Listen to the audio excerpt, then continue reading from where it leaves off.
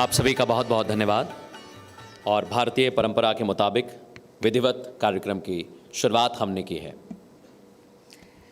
And yes, to set the tone now for today's proceedings, ladies and gentlemen, it is my honor to invite the man who needs no introduction, a relentless journalist, a fierce nationalist, and the voice that echoes across the nation. Please put your hands together for Republic Media Network's Editor-in-Chief, Mr. Arnab Goswami. Sir, can we please have you on stage?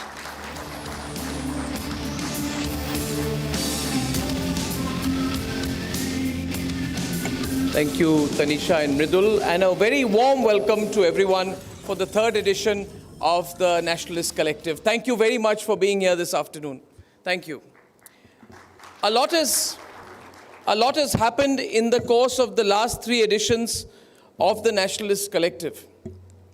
Operation Sindoor has happened, and we have had the one-sided declaration of a trade war by Donald Trump.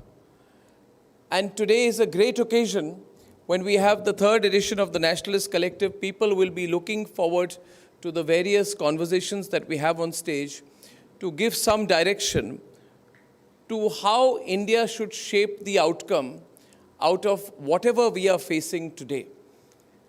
Some people say that these are not crises, these are opportunities.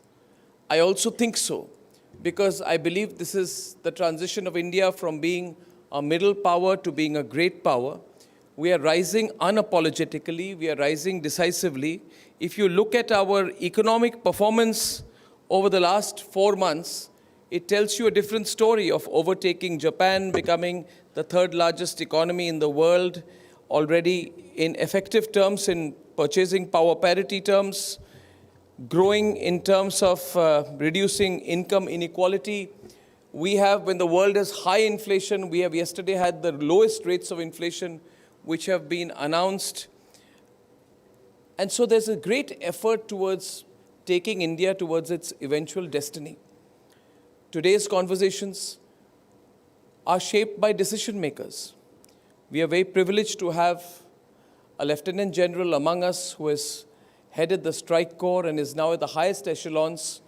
And today I'm very grateful to the Indian Army, sir, and to the Chief of Army Staff who I met a month back, that he has sent you to represent the Indian Army at this event.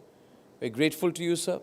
We also have with us many other speakers. I'm not mentioning all, but we have Sanjeev Sanyal, who's an advisor to the Prime Minister on economics. So we will get both a strategic and an economic perspective.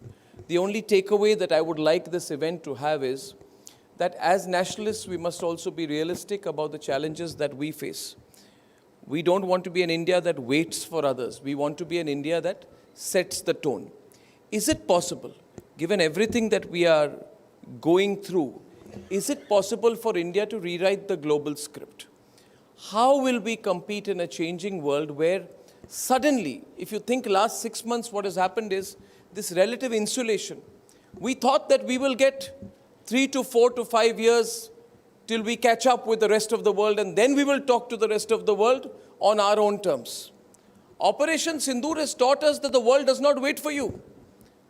Challenges come, your enemies are ever there, and you have to be ever vigilant. We will not get 4 to 5 years to prepare. Neither will our economy get 4 to 5 years to become more resilient and strong.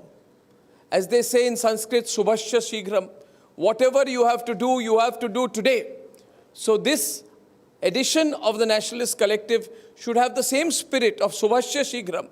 What is it that we can do today? Not what it is that we need to do 5 years from now. We have inspirational speakers. We have great nationalists.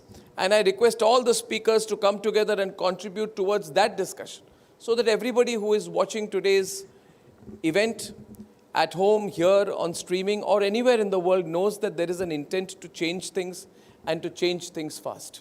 So if I was to ask to wrap up what would be the theme of today's event, it should be Nationalist Collective Subhashya Shighram. Jo karna hai abhi karne ki zarurat hai, so that we can bring history closer to us rather than wait for history to be rewritten by us one day. And I wish you all the best. I will be hooked today at today's event, because these will be deep and important conversations. Nationalist Collective has grown. Now we have members of Nationalist Collective coming to our channel. coming as speakers. I recently had a young boy, I think he was 18 or 19 years old, and he was from Mumbai, and he said, I'm a Nationalist Collective member. He came on my show, and I can tell you one thing, the systematic way in which he hammered the Pakistanis. On my program, on a live program, he had a Pakistani retired general, Pakistani policy makers, economists on the other side, and he was cool and calm. Similarly, in another event where we opened up the lines, we had a member of the Nationalist Collective from Mumbai, and he started reeling figures about the comparison between Pakistan's economy and India's economy. And I asked him at the end of it, I asked him, sir, if you don't mind, I ask you, what do you do? Because the Pakistanis had no response to this person. I thought he's a highly trailed economist like my friend Sanjeev Sanyal. He said, Arnab, I work in real estate in Bangalore. Thank you for giving me this opportunity to speak. I am in real estate, but I am a member of Nationalist Collective, and everything I'm doing is going to make India a 5 trillion economy and a 10 trillion economy very soon. So I felt so proud that we have been able to give a platform to these people so that they are not just working in the intersections of what their daily work is, but they have a larger cause. And that is what Nationalist Collective is all about. Something larger that we do beyond our work. If today a student in Mumbai and a real estate professional in Bengaluru have been inspired for the cause, and so have all of you to come on this sweltering afternoon to be with us, then I think we are on the right track. Thank you very much, and best of luck to the 3rd edition of the Nationalist Collective. Thank you.